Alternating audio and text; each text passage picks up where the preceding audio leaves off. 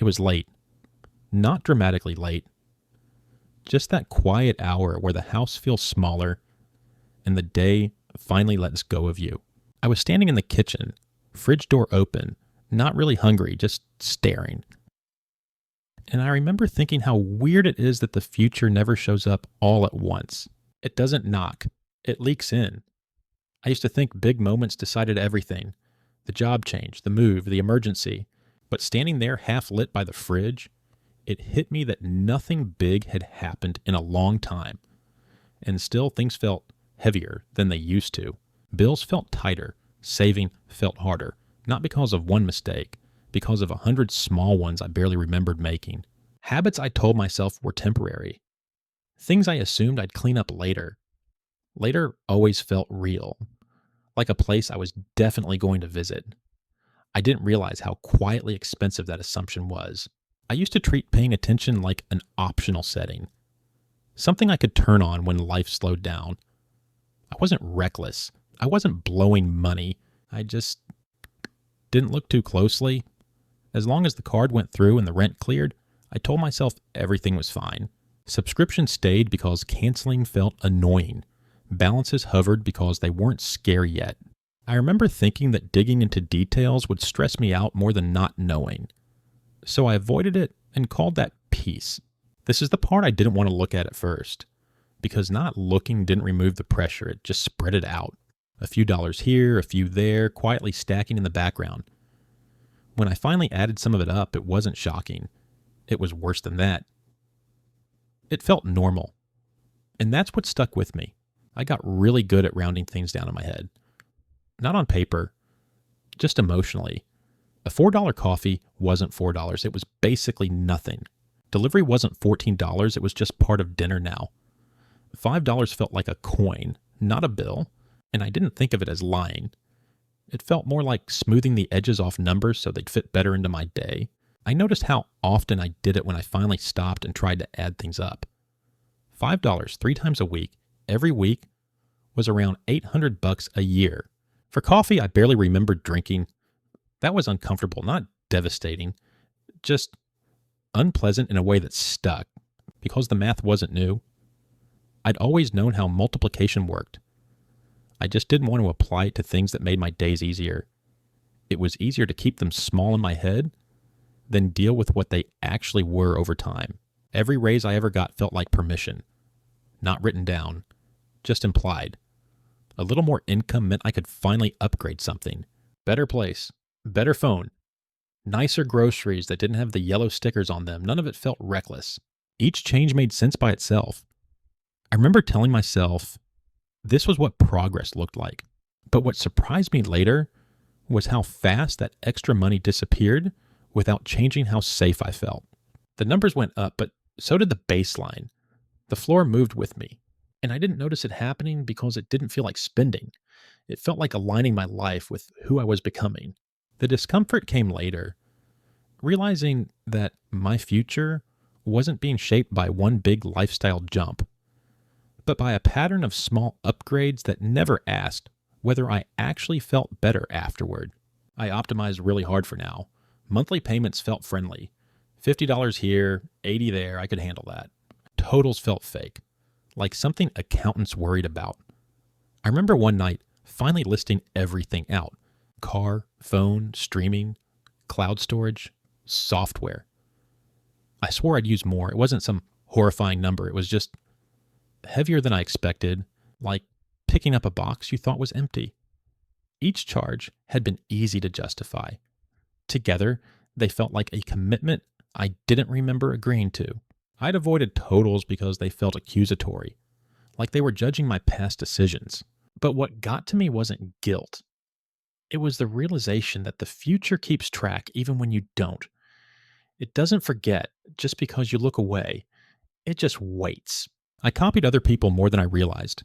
Not intentionally, just by watching.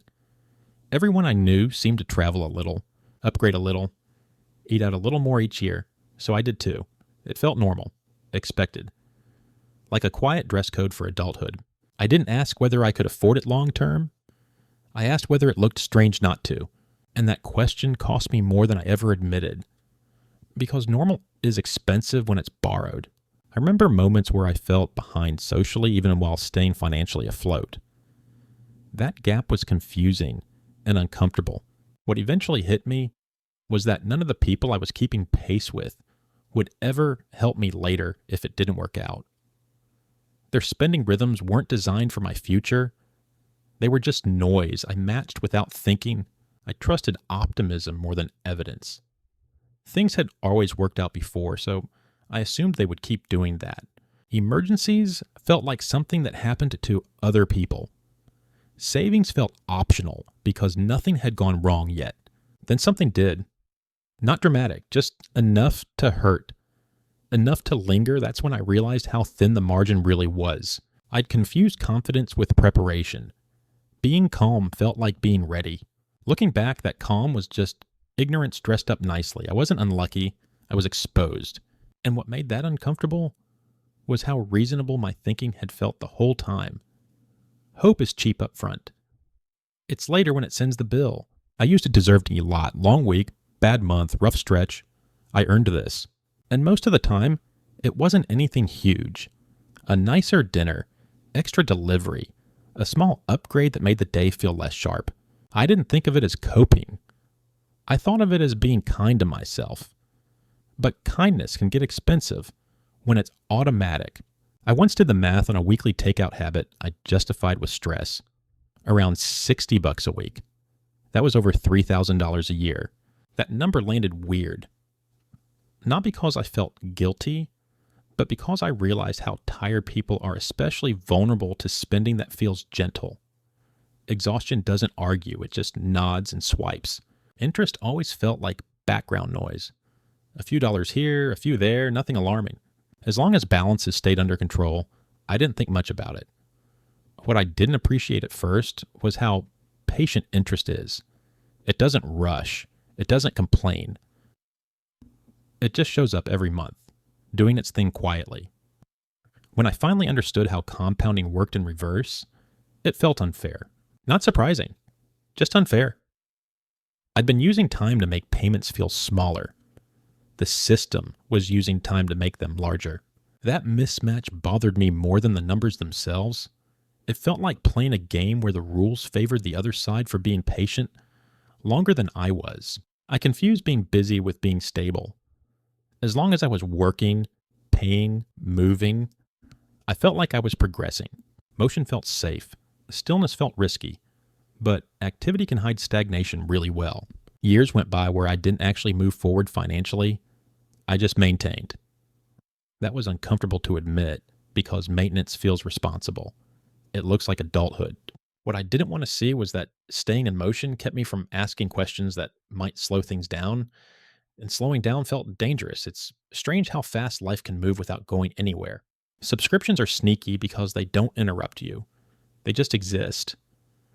I signed up for things during free trials and told myself I'd cancel. Sometimes I even meant it. $12 here, $18 there.